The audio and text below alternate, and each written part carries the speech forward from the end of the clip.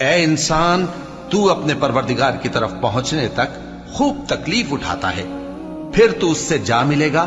اب جس کا نامہ اعمال اس کے داہنے ہاتھ میں دیا جائے گا، اس سے حساب آسان لیا جائے گا اور وہ اپنے گھر والوں میں خوش خوش واپس آئے گا۔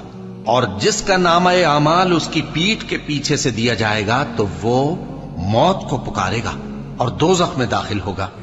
وہ اپنے اہل و عیال ہی میں مگن رہتا تھا، وہ تو خیال کرتا تھا کہ اللہ کی طرف لوٹ کر نہ جائے گا، کیوں نہیں؟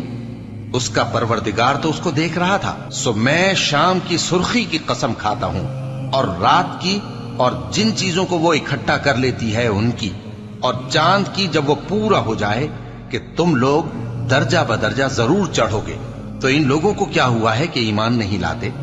اور جب ان کے سامنے قرآن پڑھا جاتا ہے تو سجدہ نہیں کرتے، بلکہ کافر جھٹلائے جاتے ہیں۔